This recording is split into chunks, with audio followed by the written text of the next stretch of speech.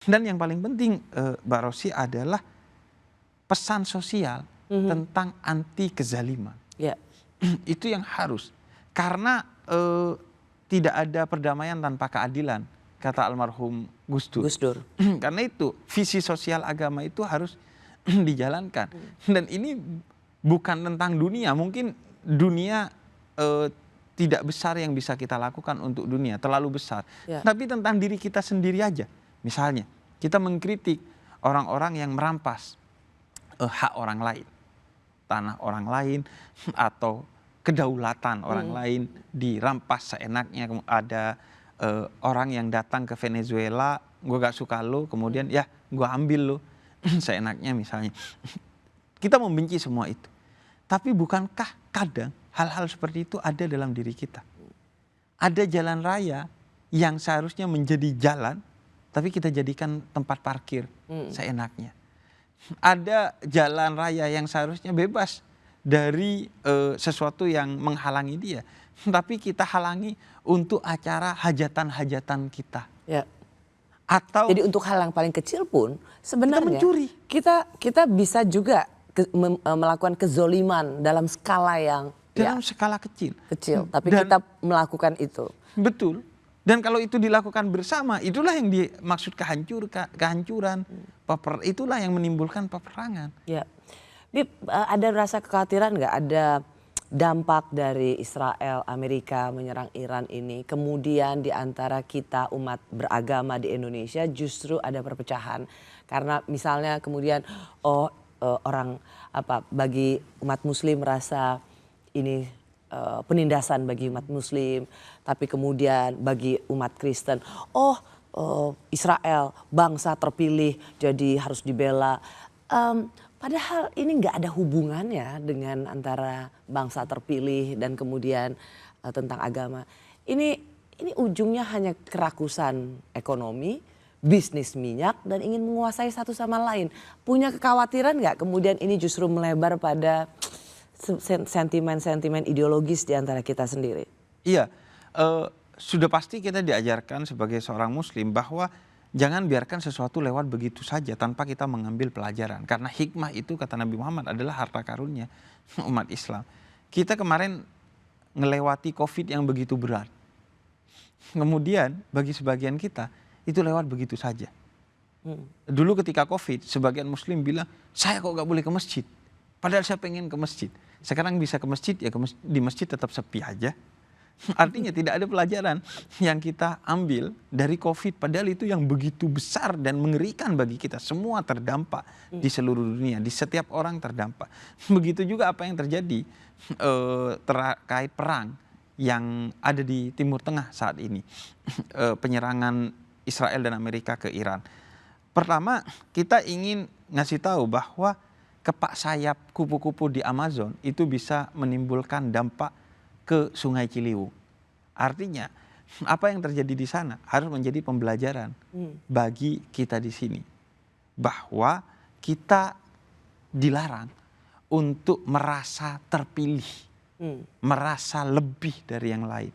Merasa rasis dan merasa bisa menghukum dan menghakimi orang seenaknya sesuai dengan ego kita.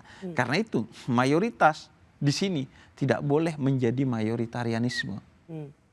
Itu pertama yang harus dipastikan. Kemudian yang kedua, untuk memastikan bahwa konflik yang terjadi di sana tidak terbawa ke sini. Ya. Sebagai konflik agama. Persis. Karena masih ada orang yang pasti beranggapan bahwa apa yang terjadi di sana itu ada sentimen agamanya. Ya. Padahal sama sekali tidak.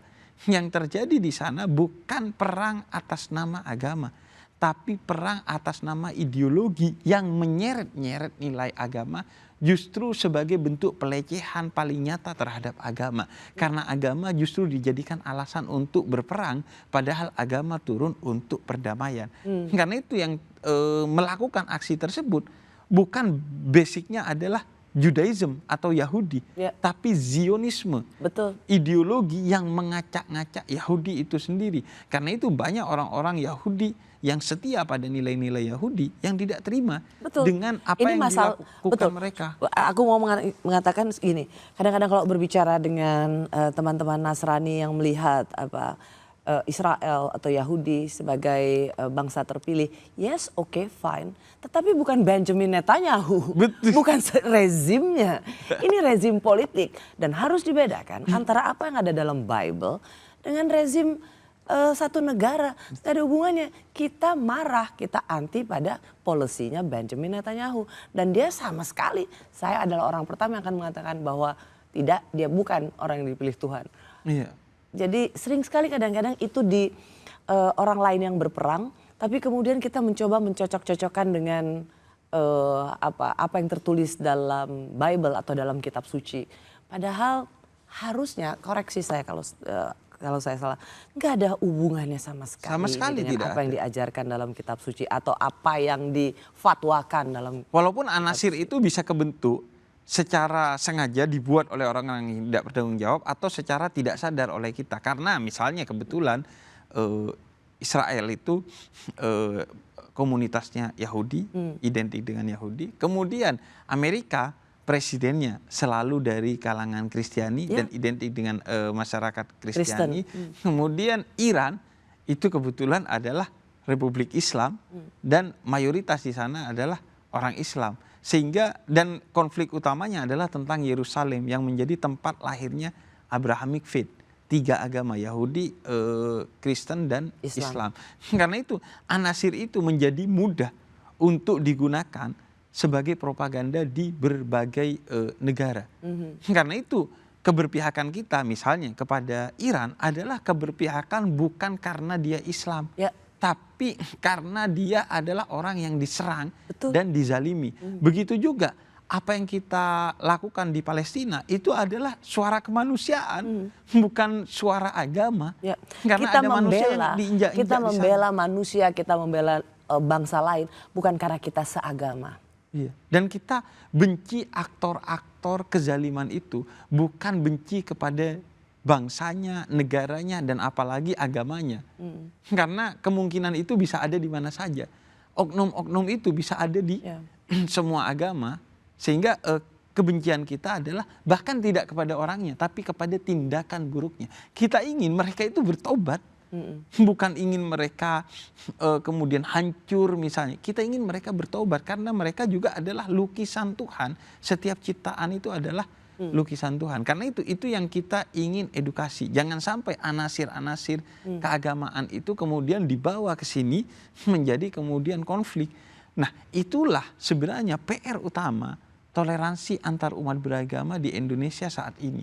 Di dunia yang semakin menggila, yang memungkinkan anasir agama itu dijadikan alat propaganda dan provokasi, maka kita harus membentengi umat beragama di Indonesia dari virus itu.